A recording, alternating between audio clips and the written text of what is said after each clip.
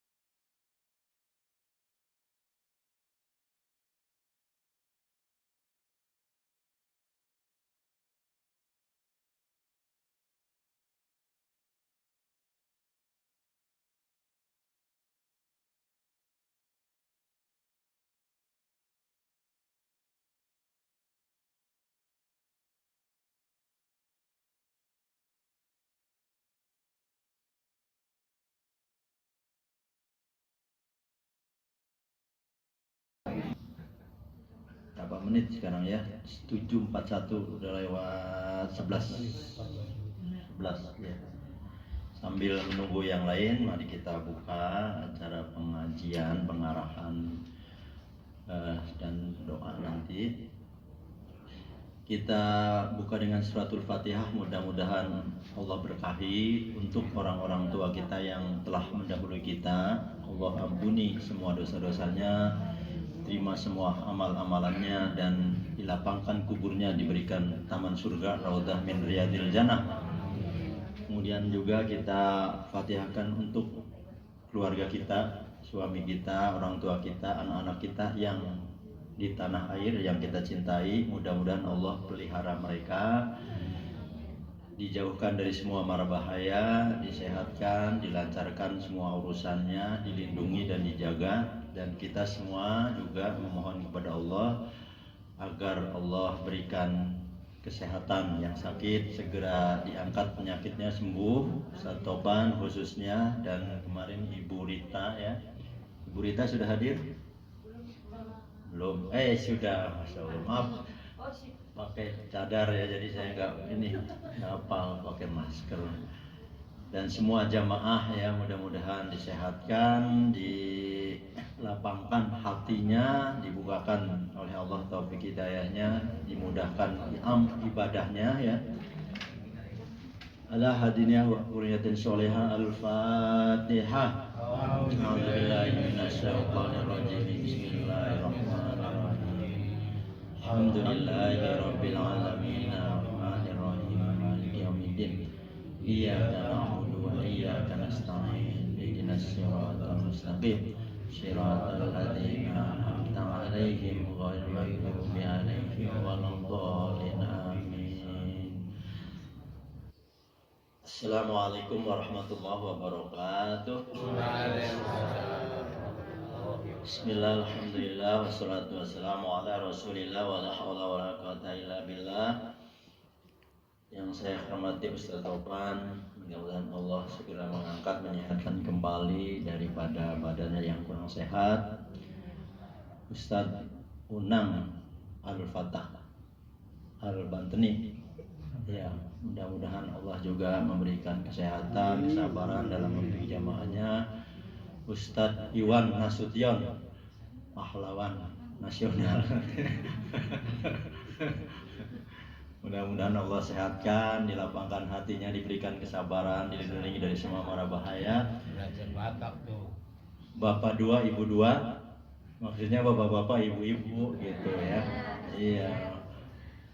Mudah-mudahan Allah juga memberikan perlindungan dari semua mara bahaya, dari penyakit, disehatkan, dimudahkan, dilancarkan, dan semua doa-doa kita yang kemarin dianjatkan dikabul oleh Allah Subhanahu wa taala. Amin ya Allah ya rabbal alamin. Sudah fit semua ya, badannya sudah sehat semua. Yang masih ngantuk ini. Jangan ngantuk nih, saya mengadakan acara ini sengaja pagi karena kalau malam pasti ngantuk kan gitu, makanya pagi. Kalau pagi masih ngantuk juga, ini malamnya ngapain ini? Kamar berdua jangan-jangan ya sama suaminya kan. Pak Ustadz Siapa? itu aja yang Biar nggak ngantuk, Pak Kirno. ini di Mekah. Iya. Lain di Biar nggak Indonesia. ngantuk, santai aja. Oh gitu. Ya, ya. Insya Allah di Mekah juga halal Bapak Ibu yang suami istri kamar berdua, yang berempat terpisah ya nasib lah. Nanti Pak Atik kiri. Ya baik. Jadi ini pertemuan pertama kita sengaja pada hari Selasa karena kemarin seperti arahan dari kami semua pengurus agar Bapak Ibu lebih konsentrasi di hari pertama itu memulihkan fisik ya, mengingat hajian masih juga jauh tanggal 9 Zulhijjah, kemudian juga udara yang memang kita harus waspadai ya dok ya. Nanti dokter ngasih pengarahan, lidah barangkali nanti ada tips-tips khusus. Kita berharap hari ini sudah fresh semua sehat ya Bapak Ibu ya, sudah fix semua. Alhamdulillah. Jadi kalau kemarin saya tidak melarang ke masjid, tapi lebih menganjurkan Bapak Ibu untuk istirahat dulu, sholat zuhur di kamar di hari pertama ya. Hari ini saya tidak berharap semua jamaah harus ke masjid ya. Tidak ada lagi yang sholat di kamar kecuali bagi yang uzur ya. Nah gitu. Kalau kemarin memang kita memberikan konversasi lah ya. Tapi sekarang kalau sudah sehat semuanya, sangat dianjurkan ke masjid, tentu dengan kondisi fisik masing-masing. Baik, itulah sebabnya pada hari ini kita berkumpul. Nanti Ustadz Topan mau menyampaikan pesan tausiahnya bagaimana fadilah kota Mekah, Masjidil Haram, Ka'bah, sampai Bab Hajar Aswad dan lain sebagainya, apa-apa aja ibadah yang dan lain sebagainya ya. Nanti juga akan dibuka tanya jawab. Nanti akan saya sambung dengan pengarahan teknis saja oleh saya. Baik, untuk mempersingkat waktu saya persilahkan kepada Ustaz Ahmad Topan Firdaus. Assalamualaikum warahmatullahi wabarakatuh wa talabatana wa talibatina min yawmina hadha ila yawmil akhirah wa ala alihi wa sahbihi wa man tabi'ahum bi ihsanin ila yaumiddin, amma ba'du. Bapak Ibu yang dimuliakan Allah, ini adalah kota Mekah Al-Mukarramah. Fadilah daripada kota Mekah ini sangat terkenal sekali, meluas di seluruh tempat yang sudah dijadikan batasan sebagai kota Mekah, maka disebut dengan tanah suci, tanah haram. Haram itu artinya mulia. Masjidil Haram artinya masjid yang mulia.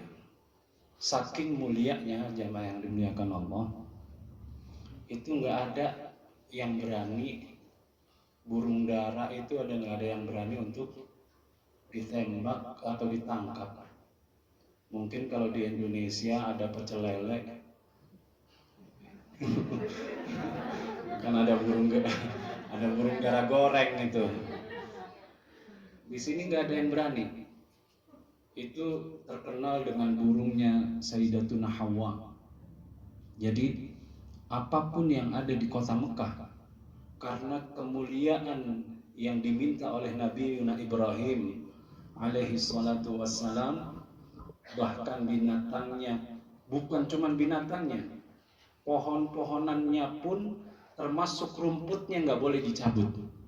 Jadi Bapak Ibu jangan sampai nanti iseng kalau ngelihat pohon di sekitar Masjidil Haram atau nanti di Masjid Nabawi di kota Madinah, jangan coba-coba untuk iseng motek atau nyabut tanaman yang ada di sana, termasuknya di tanah haram ini, karena kemuliaannya menjadi haram.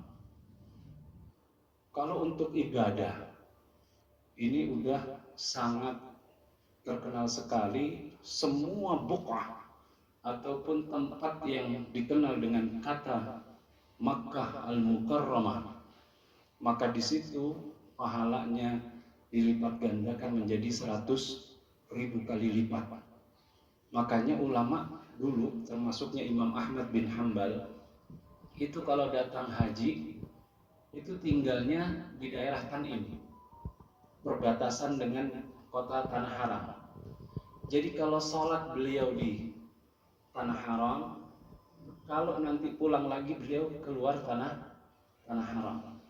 Kalau sudah di luar Tanah Haram, sama kayak di kota Bekasi ataupun di Pondok Gede, sama aja, nggak ada bedanya. Tapi kalau di Tanah Haram, maka semua pahala bernilai dilipat gandakan menjadi 100.000 kali lipat. Jadi bayangkan jamaah yang dimuliakan Allah, makanya termasuk yang paling mudah. Yang paling mudah ini yang bersedekah nggak pakai modal. Antal qawajha akhaka biwajhin taliqin. Ketemu saudaranya dengan wajah yang menyenangkan. Jadi Bapak Ibu kalau ketemu di restoran, ketemu siapapun, ketemu orang Indonesia gitu ya, itu kalau bertemunya dengan wajah yang baik, itu sudah dianggap sedekah oleh baginda Nabi Muhammad sallallahu alaihi wa alihi wasallam. Makanya kemarin dianjurkan untuk membantu temannya. Ini yang dikatakan dinamakan pahala haji. Bolak-balik Pak Atik mengatakan kalau ada lift isinya baru sedikit, kemudian udah mau ditutup aja, ada saudaranya mau datang, buru-buru dipencet, tutup aja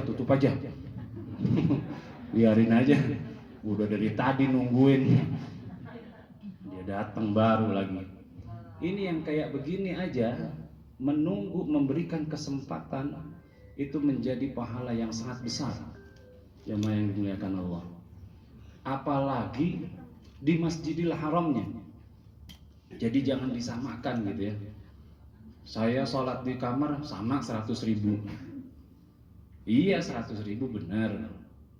Tapi sama orang yang turun ke bawah di P10 sama P9 beda. Bagusan yang di mana? Yang di P9 atau di P10 daripada yang di kamar. Karena dia keluar, ada usaha melangkahkan kakinya. Yang di bawah di 0 tentu lebih baik daripada yang di P9 atau di P10. Yang ada di Masjidil Haram itu pasti lebih baik lagi daripada orang-orang yang ada di luar Masjidil Haram. Yang paling enak nih nikmat sekarang ini adalah ibu-ibu. Mau sholat di pelataran Masjidil Haram mudah. Iya kan? Ada larangan Bu? Nggak ada. Mau langsung turun karena ibu-ibu pakaiannya umroh ya begitu.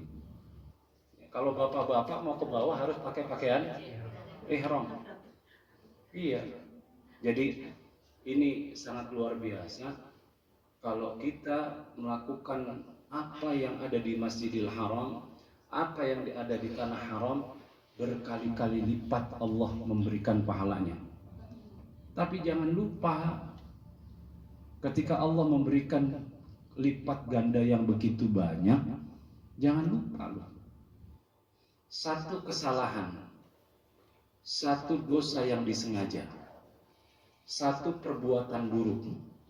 Man awa biniyatin sayyi'atin. Orang yang datang ke tanah haram dengan niat yang buruk. Ini sama juga dilipat gandakan dengan lipat ganda yang begitu banyak. Maka hati-hati, maka saya bilang tadi, para a'immah dulu nggak berani tinggal di sini, di tanah haram ini, karena untuk menjaga itu. Menjaga benar-benar ketika beribadah mendapatkan lipat ganda yang begitu banyak. Nanti kalau sudah selesai beribadah, beliau keluar dari tanah haram di tempat-tempat mereka sana. Nah, jamaah yang dimuliakan Allah, ini harus diingat. Begitu juga seperti halnya Allah memberikan lipat ganda dari pahala yang begitu besar, begitu juga Allah memberikan lipat ganda bagi orang-orang yang mempunyai niat yang buruk yang berada di tanah haram. Nah, jamaah yang dimuliakan Allah, ini satu kesempatan. Kalau guru saya dulu bilang, kalau ada di Masjidil Haram atau di Masjid Nabawi yang dulu kita udah lupa berapa sholat yang udah kita tinggalin, udah lupa rasanya berapa dosa-dosa yang sudah kita tumpuk, udah lupa, nggak ngerti lagi gitu ya. Nah, kalau kata guru saya itu Kiai Mu'ad Tahir yang pernah ngisi manasik di Hotel Santika, beliau katakan, yang pernah tinggal sholat dulu di tanah air, di sini satu kesempatan untuk mengqadha sholat yang pernah ditinggalkan. Jadi caranya bagaimana? Caranya sangat mudah. Habis ikut dengan imam Masjidil Haram, salam, tungguin sampai ada sholat apa? Sholat jenazah. Itu beneran ada jenazahnya. Bapak Ibu kalau ikut sholat jenazah, pernah dulu Rasulullah man shalla janazatan falahul qirat. Kata baginda Nabi begitu. Orang yang ikut sholat jenazah maka bagi dia satu qirat. Sahabat nanya, wa mal qirat ya Rasulullah? Qirat itu apa ya Rasulullah? Mithlu jabali Uhudin.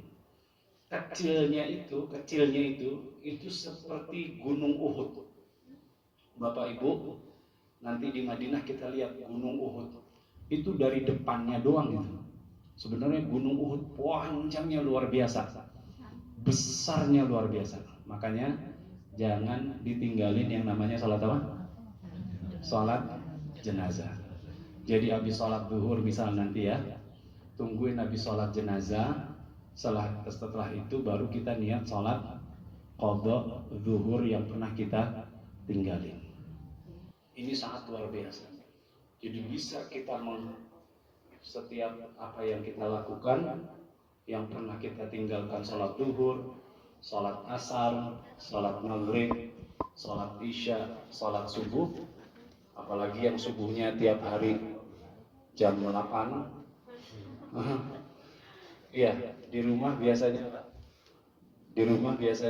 sholat subuhnya jam 7. Itu yang kodoknya. Itu kalau sholat. Kalau udah nggak sholat, ini yang harus kita perhatikan. Ya. Jadi jamaah yang dimuliakan Allah, saya sangat anjurkan seperti yang dianjurkan oleh guru saya untuk mengqadha salat. Ya, untuk mengqadha salat yang pernah kita tinggalkan. Nah, adapun yang lainnya tentang salat arba'in, ini tentunya lebih hebat lagi karena hadis tentang salat sunnah arba'in 40 waktu tidak pernah tinggal takbiratul ihram bersama imam, ya, 40 waktu. Ini hadisnya ini ada beberapa macam. Yang terkuat adalah secara umum bahwasannya man shalla arba'ina salatan utiqa lahu riqabuhu minan nar. Barang siapa yang sholat 40 waktu tanpa tertinggal takbiratul ihram bersama imam, maka dia akan dibebaskan dari api neraka. Nah, kalau orang Indonesia jamaah reguler itu pasti dikasih arba'innya di mana? Di Madinah. Karena di Madinah hitungannya bukan musim. Kalau di Mekah satu gedung disewa satu musim. Kalau di Madinah nggak bisa. Dia per hari harus bayar. Makanya dikasih waktu 8 sampai 9 hari, habis itu dia harus keluar dari Madinah. Nah, jamaah yang dimuliakan Allah, sebenarnya di kota Mekah kalau bisa, ada yang nggak ketinggalan ini dari awal? Kayaknya udah pada lewat. Ya sudahlah, nggak usah pakai arba'in nggak apa-apa. Ya Bu ya, ya Bu ya, nggak usah kecewa, nggak usah, nggak apa-apa.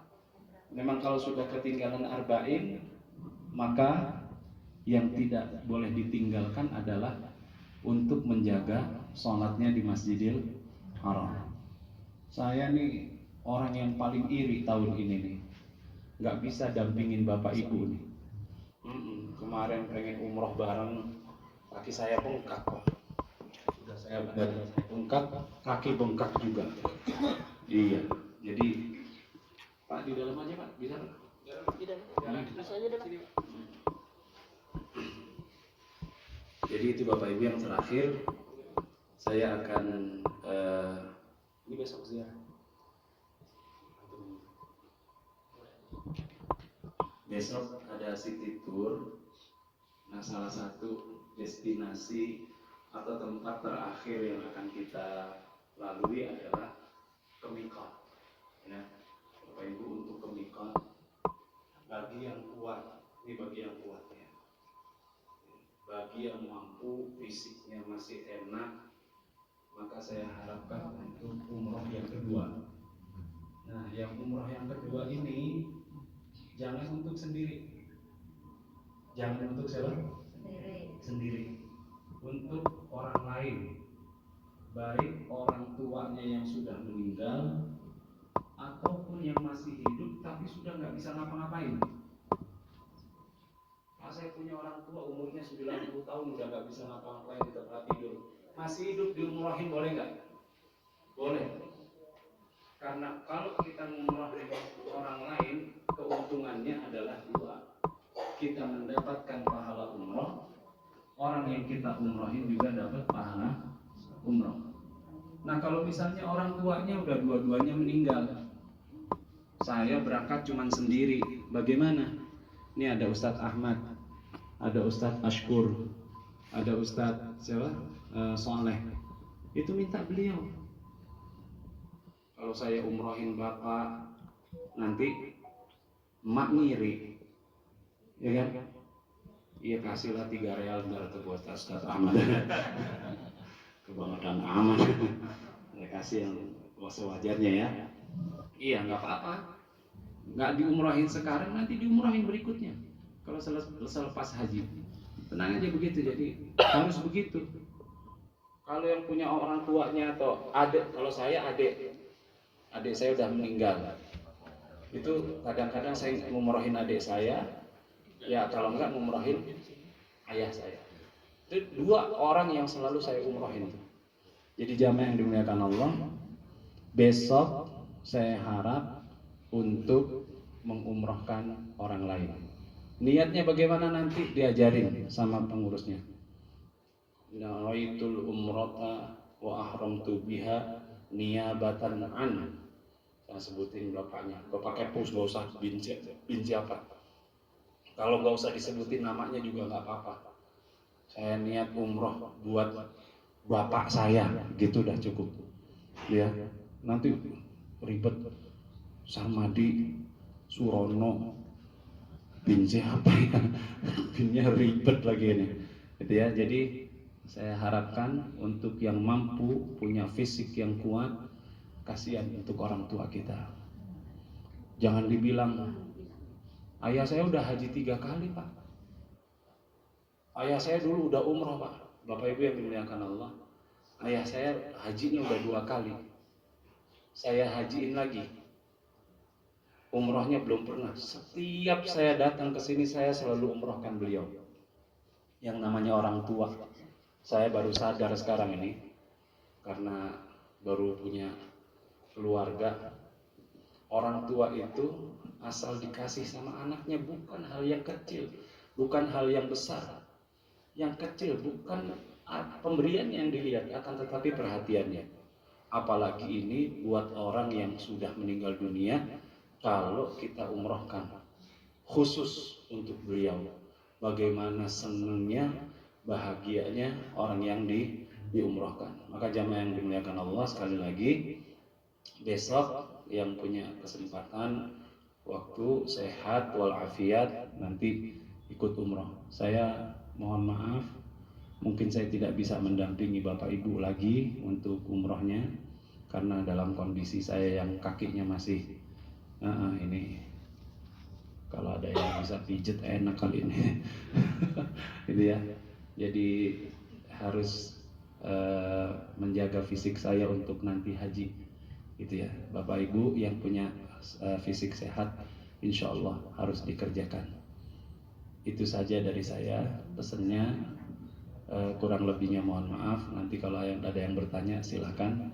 Billahi taufiq wal hidayah. Assalamualaikum warahmatullahi wabarakatuh. Waalaikumsalam warahmatullahi wabarakatuh. Terima kasih Ustaz Toban, mudah-mudahan bermanfaat. Silakan Bapak-bapak ke sini. Baru dimulai, nunggu Bapak. Ibu Dokter Indah hadir. Ada yang mau disampaikan, Dok? Sudah, Pak. Enggak masuk. Bapak jangan di dalam. Ya. Mau dari situ apa dari sini? Masuk di dalam. Sini, Dok, nggak nyampe, Dok.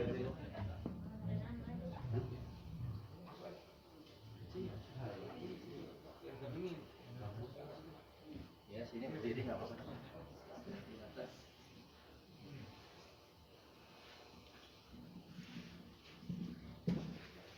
Assalamualaikum warahmatullahi wabarakatuh.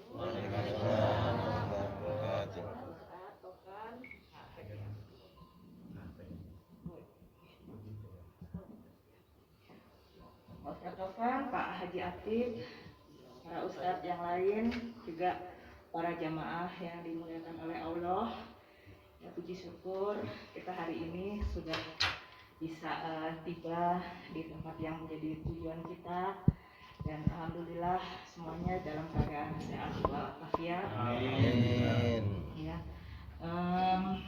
alhamdulillah juga hingga hari ini ya kita sudah menjalankan berbagai rangkaian ibadah. Ya semoga ibadah kita bisa diterima oleh Allah Subhanahu Wa Taala. Barangkali dari saya juga tidak banyak yang ingin saya sampaikan, hanya mengingatkan kembali untuk kita sama-sama menjaga kesehatan ya dengan cuaca yang cukup berbeda dengan tempat tinggal kita. Ya tentunya saya juga memahami kita semua ingin bisa mendapat manfaat yang sebaik-baiknya dari kehadiran kita di sini. Namun seperti juga sudah disampaikan juga oleh Pak Ustadz, juga oleh Pak Haji Atik bahwa tujuan kita masih belum selesai dan masih cukup panjang keberadaan kita di sini, sehingga diharapkan kita juga bisa menjaga diri kita masing-masing ya, karena itu juga kesehatan adalah walaupun juga semuanya itu diatur oleh Allah Subhanahu Wa Taala, namun kita juga berkewajiban untuk menjaganya. Dulu yang terkenal adalah susunya, terkenal dengan obat. Albanul Jamal dawa. Yang namanya susu unta adalah obat dari segala penyakit. Nah dulu ada satu kelompok dari orang-orang Urainah dalam kondisi banyak yang sakit satu kampung itu. Datanglah mereka ke Rasulullah, ini riwayatnya Sahih Muslim. Datanglah ke Rasulullah, minta solusi, ya Rasulullah, kami pada sakit bagaimana? Kata Rasulullah, di situ ada penggembala unta, kalian minum kulu ishrabu min al-abwaliha wa albaniha. Kalian minum sebagian dari kencingnya dan susunya. Jadi ada yang dicampur antara susu dan kencing unta. Ya, maka begitu mereka mengatakan atau melakukan apa yang diperintahkan Nabi, mereka sembuh semua. Tapi manusia begitu, ketika sembuh semua, ini unta pengen dikuasai, akhirnya pemiliknya dibunuh. Nah ini makanya dalam bab Sahih Muslim ini tidak ada khusus untuk menjelaskan tentang fadilah kencing unta dan susu unta. Akan tetapi ini masuk dalam bab had atau bab kisos, gitu ya. Ketika ada satu kelompok membunuh satu orang, maka semua orang yang ikut dalam andil pembunuhan tersebut harus dibunuh. Makanya nyawa dibalas dengan nyawa. Tapi disitulah fadilah dari kencing dan susu unta. Kalau kencingnya lebih mahal, tadi dibilang beneran, itu 30 real. Kalau susunya cuma 5 real. Ya, susunya cuma 5 real. Memang unta ini punya banyak kelebihan, makanya dalam Al-Quran juga disebutkan afala yanzuruna ilal ibili kaifa khuliqat. Ya, bagaimana unta diciptakan. Jadi banyak sekali fadilah dari unta tersebut, bukan cuma dagingnya, bukan cuma dari semuanya, kan, tetapi bahkan susunya dan kencingnya punya fadilah yang besar. Kalau testimoni banyak orang, ada yang dulu diabetes juga sama, ada yang sembuh, ada yang macam-macam, nanti bisa dilihat juga di internet ya, silahkan di googling juga boleh. Tapi kalau hadisnya itu yang sudah nyata bahwasanya Rasulullah menganjurkan untuk minum sebagian dari kencingnya dan susunya. Begitu ya Pak ya. Ada lagi?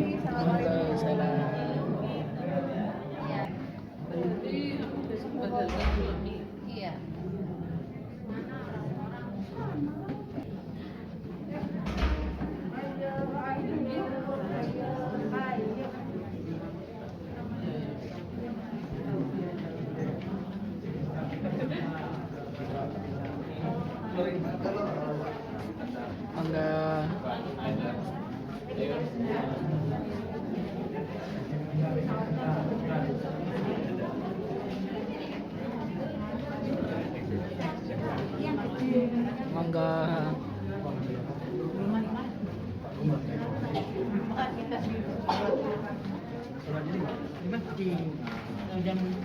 Monggo, Pak.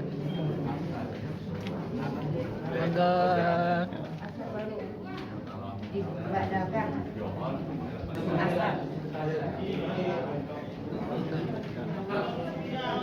Bu.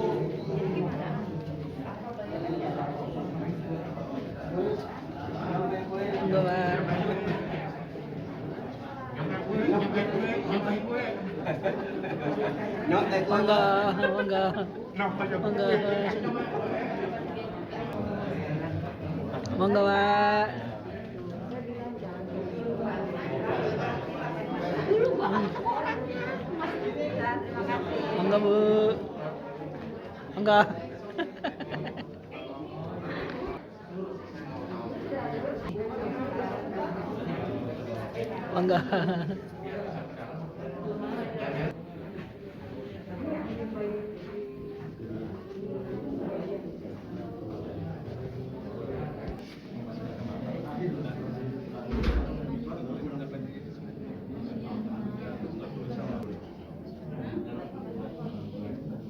Monggo. Monggo, Ibu.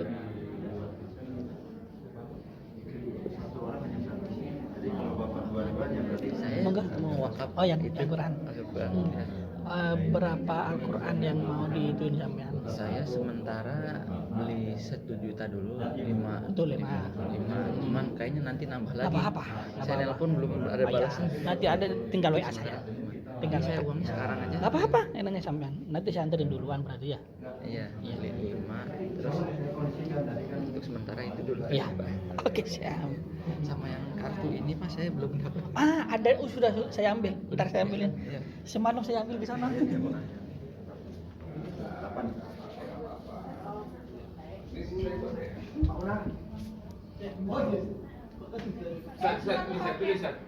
Ustaz, like, subscribe, share.